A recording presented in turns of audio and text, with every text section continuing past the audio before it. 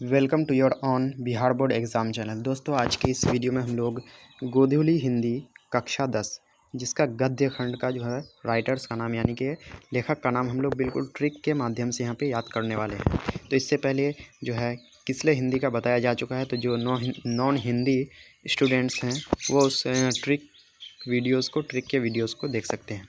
तो चलिए शुरू करते हैं हम लोग।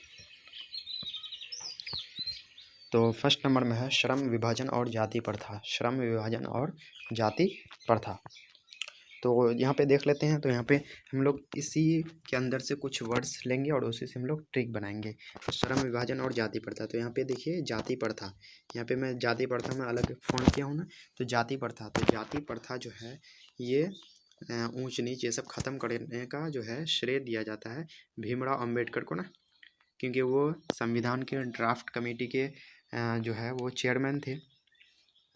तो जिस कारण से श्रम विभाजन और जाति प्रथा, इसका जो राइटर का नाम हो जाएगा वो भीमराव अम्बेडकर जी हो जाएंगे। कौन हो जाएंगे? भीमराव अम्बेडकर। चलिए अगला देख लेते हैं। अगला है विष के दांत। क्या है? विष के दांत। विष मतलब क्या होता है? जहर। अगर विष के दांत रहेगा यानी कि जहर का दांत रहेगा तो हमें तो आलोचना झेलना पड़ेगा ना, हमें आलोचना झेलना पड़ेगा। यानी कि तो विष के दांत के राइटर में कहीं पे आलोचना जैसा वर्ड रहेगा, यानी कि देख रहे हैं यहाँ पे लोचन आ रहा है ना, लोचन यानी कि आलोचना।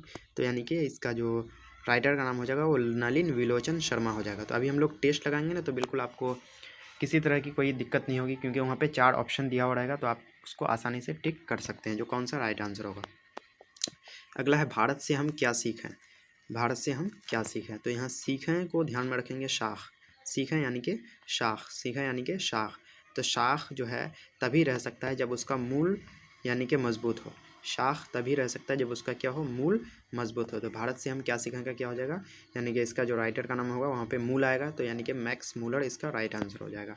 यानी कि इसका राइटर का नाम हो जाएगा मैक्स मूलर। चलिए अगला देख लेते हैं।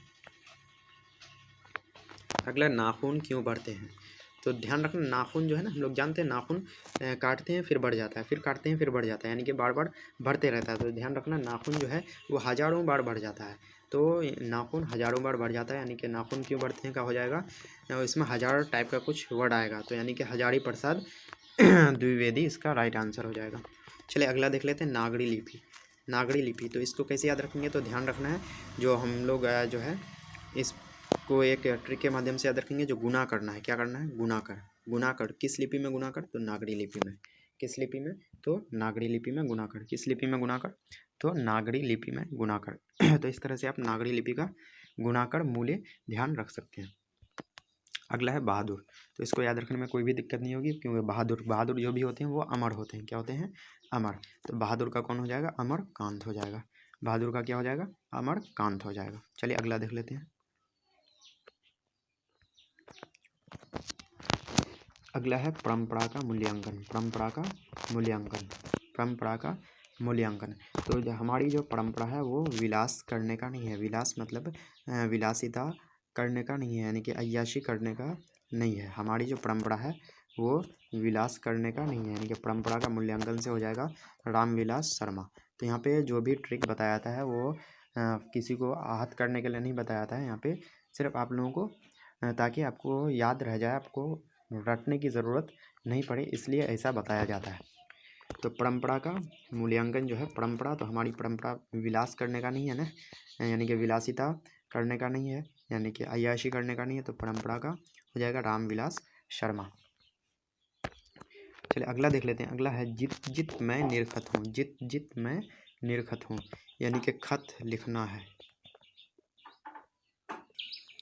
तो यहाँ पे आया है जित जित मैं निरखत हूँ। जित जित मैं निरखत हूँ, तो यहाँ पे खत। खत से ध्यान रखना, खत हमको लिखना है महाराज को। किसको लिखना है? महाराज को, यानी कि राजा को लिखना है। तो जित जित मैं निरखत हूँ से आ जाएगा आपके दिमाग में महाराज, और महाराज से आ जाएगा पंडित बिरजू महाराज, आपके दिमाग में आसानी से क्लिक हो जाएगा। अगला है आविन्यो। तो आविन्यो को आप ऐसे याद रख सकते हैं, आ से आविन्यो और आ से अशोक वाजपेयी। तो इस तरह से आप इसको याद रख सकते हैं। चलिए अगला देख लेते हैं। अगला नंबर में मछली। तो मछली हम लोग मारने यानी कि पकड़ने के लिए जाते हैं, तो मछली मार। क्या? मछली मार। तो मछली से याद रखना है मार, तो मार से हो जाएगा कुमार, यानी कि विनोद कुमार शुक्ल। और कहीं पे भी इसमें कुमार नहीं आ रहा है, इसलिए आपको यहाँ से इससे कुमार से रिलेट करके इसको बताया गया है। तो मछली यानी कि मछली मार या पकड़, तो हम लोग यहाँ पे मार ही ध्यान रखेंगे। तो मछली मार, तो मछली मार, मार किस में आ रहा है? विनोद कुमार शुक्ल में। तो अभी आप टेस्ट लगाएंगे तो आपको पता चल जाएगा किस तरह से आपके दिमाग में क्लिक हो रहा है। तो मछली से कौन हो जाएगा? विनोद कुमार शुक्ल इसके राइटर का नाम हो जाएगा। अगला नौबत खाने में इबादत। तो यहाँ पे खाने आ रहा है ना, तो जो भी खाना हम लोग खाते हैं तो उसमें मिश्र यानी कि मिक्सचर करके खाते हैं, बहुत सारी चीज़ों को मिला देते हैं हम लोग, तभी तो खाते हैं ना। तो खाना में मिश्र करते हैं यानी कि मिश्रित करते हैं, मिक्सचर करते हैं, मिलाते हैं उसको। तो खाने से आ जाएगा मिश्र, यानी कि नौबत खाने में इबादत से आ जाएगा कौन? यतीन्द्र मिश्र। कौन आ जाएगा? यतीन्द्र मिश्र आपके दिमाग में आसानी से क्लिक हो जाएगा। चलिए अगला नंबर हम लोग देख लेते हैं।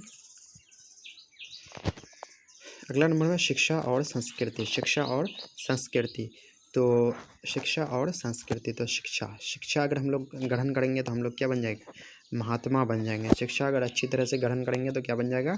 महात्मा, यानी कि शिक्षा और संस्कृति का कौन हो जाएगा? महात्मा गांधी जी। कौन? महात्मा गांधी जी। तो मैं आशा करता हूँ जो आपको ये जो है ट्रिक आसानी से याद रहा होगा। तो चलिए हम लोग अब टेस्ट लगा लेते हैं ताकि आपको पता चले जो आपको याद हुआ है या नहीं हुआ है। चलिए हम लोग टेस्ट लगा लेते हैं। तो टेस्ट में हम लोग लगाते हैं। पहला नंबर जो क्वेश्चन है वह है नागरी लिपि के लेखक का नाम बताएं। नागरी लिपि के लेखक का नाम बताएं। तो हम लोग नागरी लिपि से क्या ध्यान में रखे थे? नागरी लिपि गुना करना है किस में?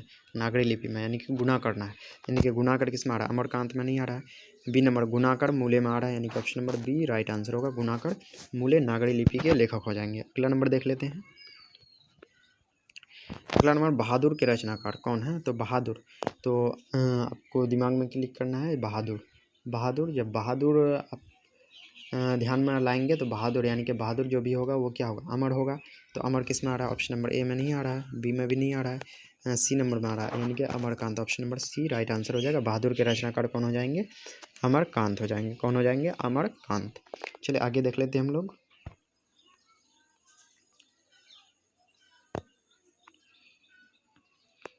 तीसरा नंबर है भारत से हम क्या सीखें। भारत से हम क्या सीखें के रचनाकार, तो आपको दिमाग में लाना है भारत से हम क्या सीखें। तो सीखें को हम लोग पकड़े थे, सीखें को क्या बनाए थे हम लोग? शाख। क्या बनाए थे? शाख। तो शाख तभी रह सकता है अच्छी तरह से जब उसका मूल मजबूत हो, यानी कि मूल किस में आ रहा है? तो गुनाकर मूले में आ रहा है। तो गुनाकर से तो हम लोग दूसरा चीज़ देख लिए थे ना, तो गुनाकर से हम लोग देख लेते हैं नागरी लिपि, और इसमें तो नहीं आ रहा है, इसमें भी नहीं आ रहा है। तो यानी कि ऑप्शन नंबर डी में आ रहा है, यानी कि मैक्स मूलर में आ रहा है। तो option number D right answer हो जाएगा। तो इसमें इसलिए नहीं हुआ क्योंकि गुनाकर से हम लोग दूसरा चीज़ ध्यान में रख चुके थे ना, इसलिए उसमें गुनाकर मूल्य उसका राइट आंसर नहीं हुआ। चलिए अगला देख लेते हैं।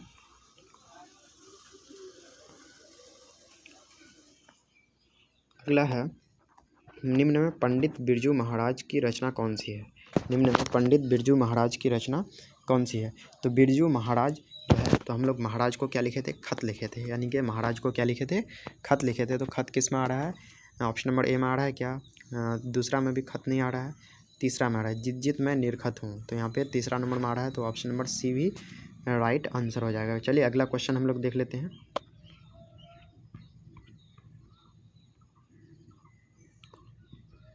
अगला है विष के दांत के रचनाकार कौन है? विष के दांत, तो विष का अगर दांत रहेगा तो हमें क्या झेलना पड़ेगा? आलोचना। क्या झेलना पड़ेगा? आलोचना झेलना पड़ेगा। तो आलोचना किस में आ रहा है? ऑप्शन नंबर ए में आ रहा है क्या? B number Nalin विलोचन Sharma. विलोचन आलोचना एक टाइप का लग रहा है ना, तो यानी कि option number B right answer हो जाएगा। तो दोस्तों आशा करता हूँ आपको ये बिल्कुल अच्छी तरह से याद रहा होगा, अच्छी तरह से समझ में आ गया होगा। तो अगर आपको वीडियो अच्छा लगे तो वीडियो को लाइक करके अपने दोस्तों के साथ शेयर ज़रूर कर दीजिएगा। और इसके काव्य खंड का भी मैं ट्रिक बना चुका हूँ, उसको भी आप ट्रिक का वीडियो बना चुका हूँ, उसको आप हिंदी के प्लेलिस्ट में जाकर के देख सकते हैं। तो चलिए दोस्तों मिलते हैं नेक्स्ट वीडियो में, तब तक के लिए जय हिंद जय भारत।